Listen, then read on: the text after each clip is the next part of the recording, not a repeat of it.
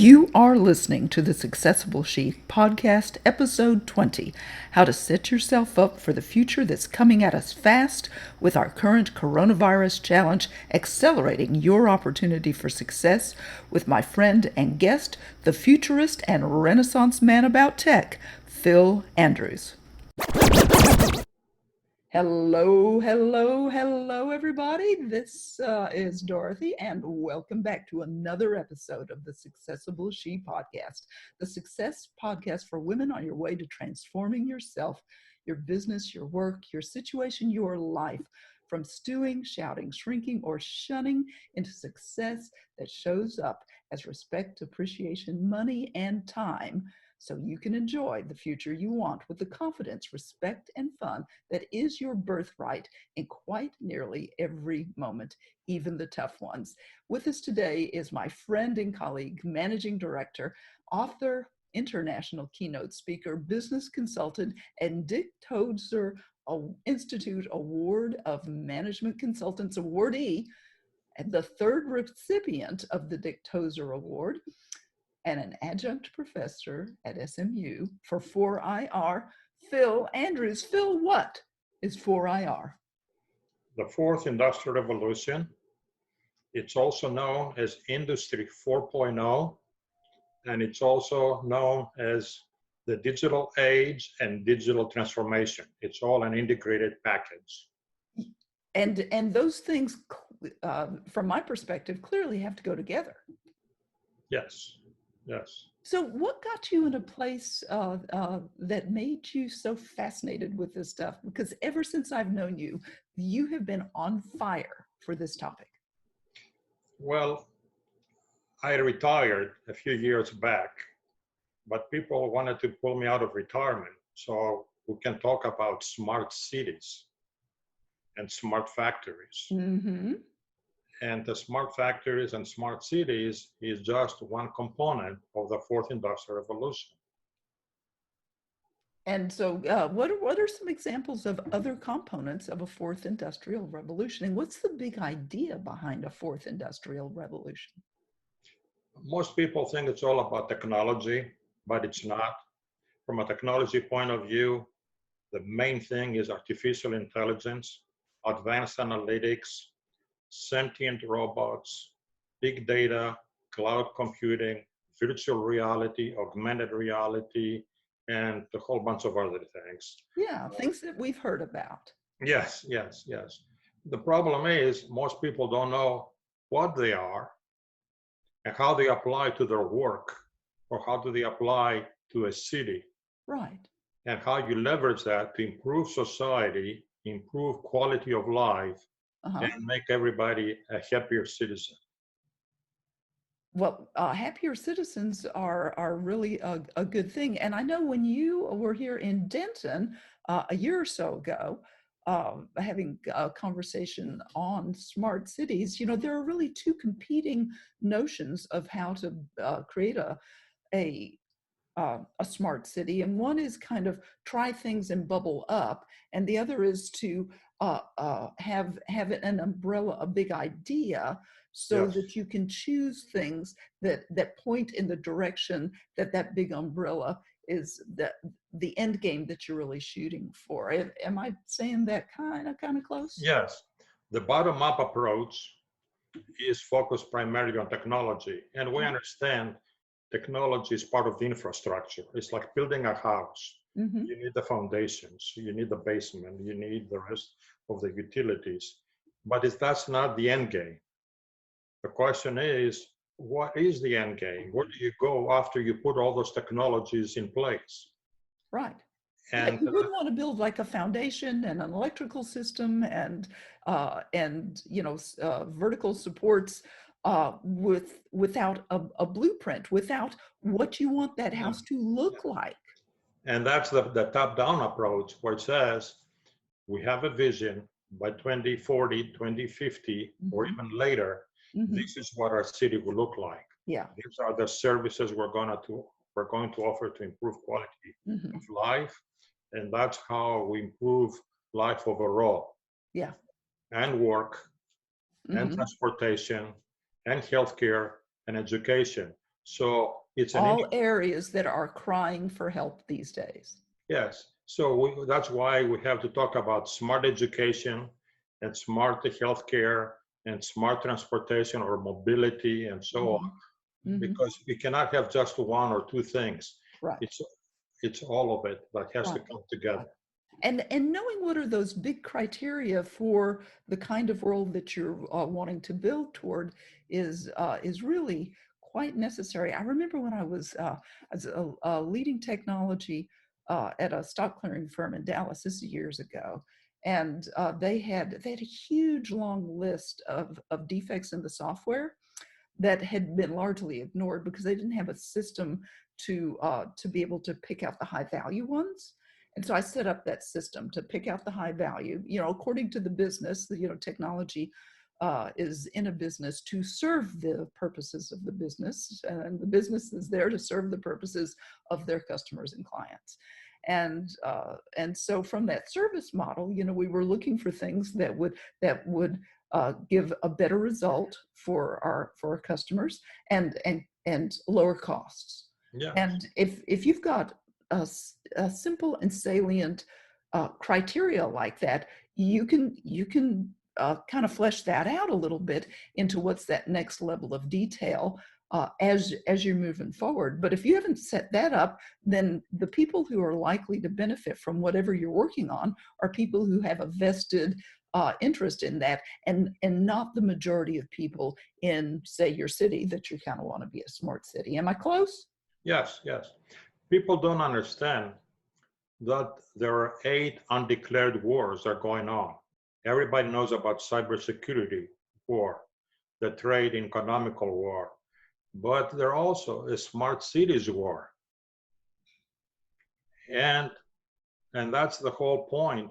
If every city implements 5G and Internet of Things and artificial intelligence, there is no competitive advantage.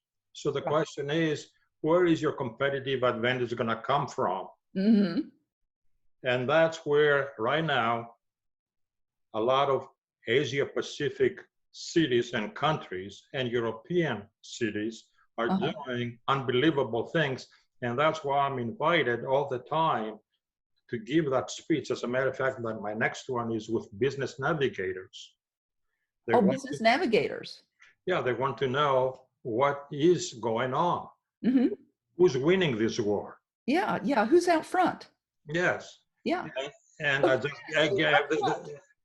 just gave the same presentation to the Institute of Electrical and Electronics Engineers and Tech Titans and others. I was invited in France and Singapore to give the same presentation. So there's a global interest on this topic. What is going on? Who's winning? Who's losing? Because every industrial revolution had winners and losers. Amen.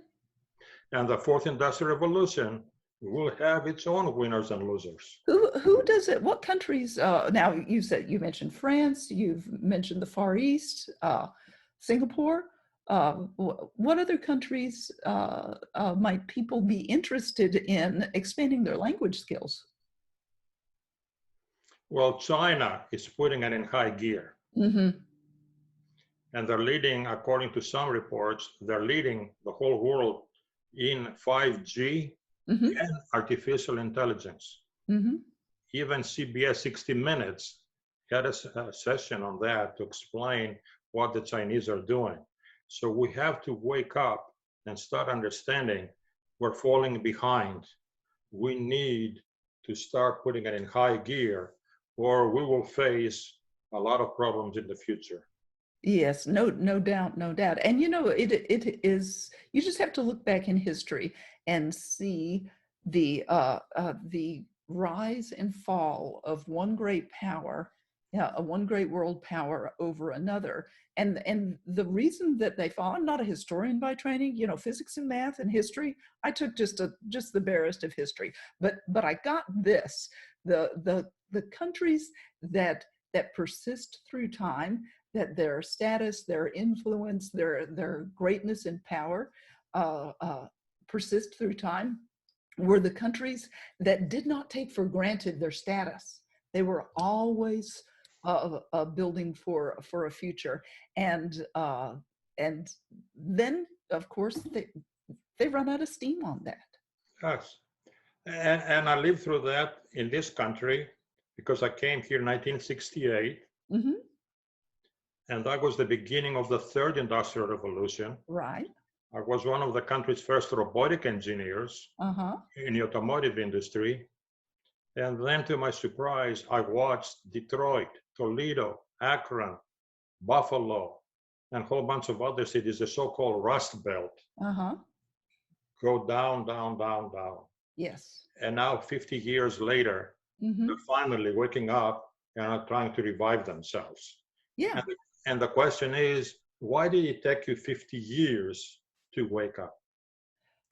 Because people presume that comfort is a good thing, and they make a change when there's a compelling need for it. And so often in a situation like this with big complex systems like countries and communities are then you know, there's that whole mass, that whole inertia for staying where you are, or even recalling a glorious past as though you could have it again. Yes. Well, people have a tendency to sit on their laurels and milk the cash cows until the cash cow runs out of milk, and then it's a wake-up call, time to pivot. Yeah. And when you are thirsty is not the time to start changing. Yes. Yeah, that's too late. That's too late. So you, what are the things that if you know, some of our listeners are going to be working in, you know, big businesses, they're professionals, they're working in businesses large and small. Some people own their own businesses, and in an environment like this, the people who have the businesses that have the fortitude to pivot and look for opportunity and then take the opportunity that they can find are the people who can make it through a downturn and then have set themselves up to thrive on the other side. And so what are the things that you really the things that you can point people to look for in order to find that new opportunity now before it's too late? Well, it starts with technologies. So the question is, for example, 3D printing. What kind of leverage does it give you as a manufacturer? Here's an example. Let's pretend my customer is in Detroit and they want 100 parts like this by Monday morning.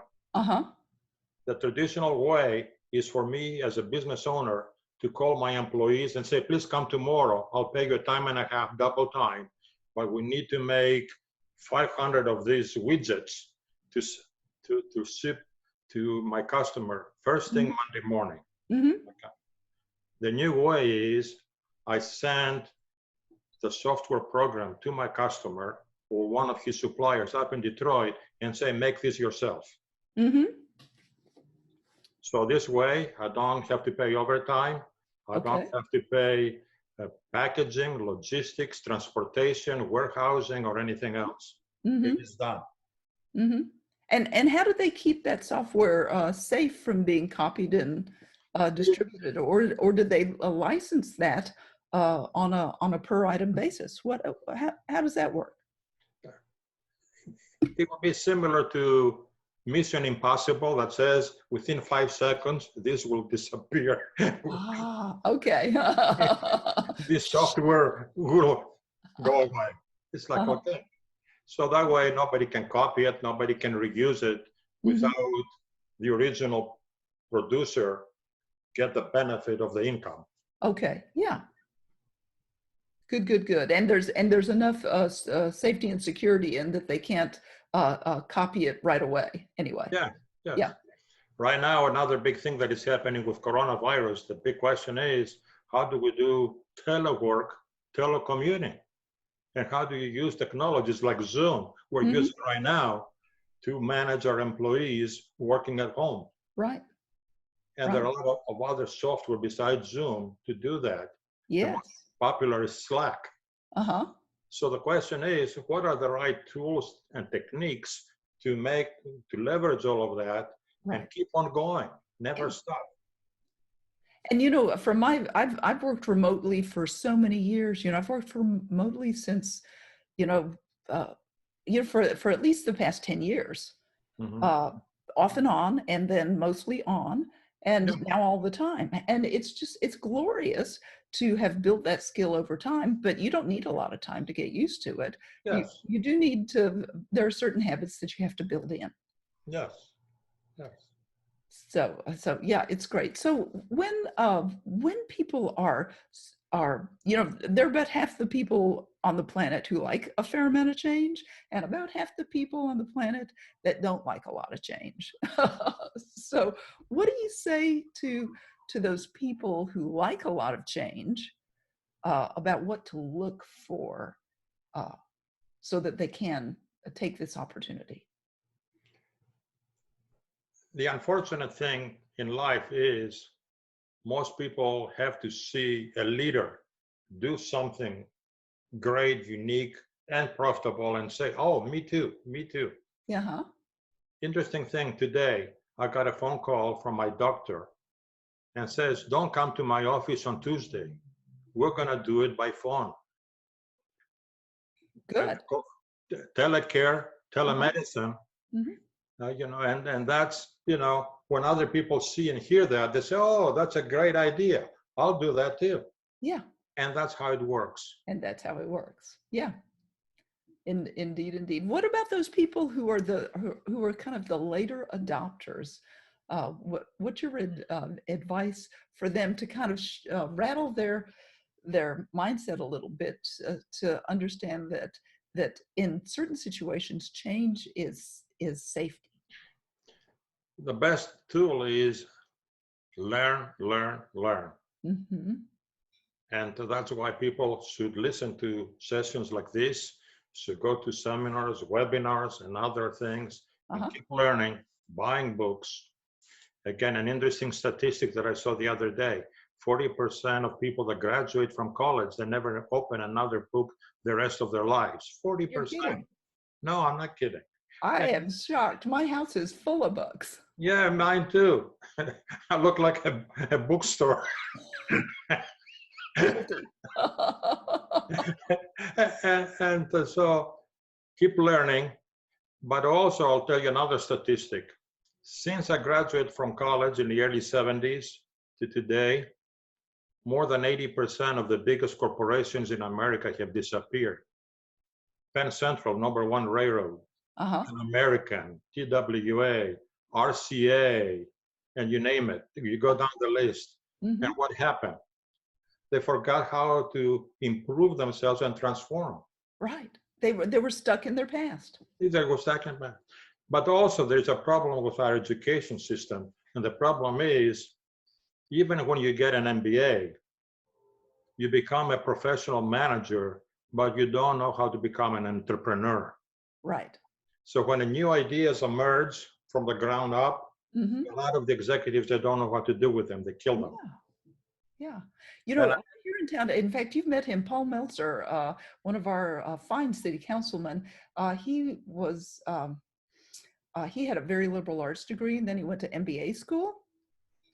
And he turned out to be a really great innovation fellow in big corporations. He had a variety of, you know, mid and upper level titles, and you know, it was his creative mind. Now this is what, you know, if dear listeners, if you have a person in your life who is a really creative person, you know, you can reach out to them and brainstorm with them, because that was Paul's really great strength, was to understand the existing infrastructure within the plant, and what can we do to like, there was a cookie plant, and they needed to do, you know, something different in the market, because they were losing market share.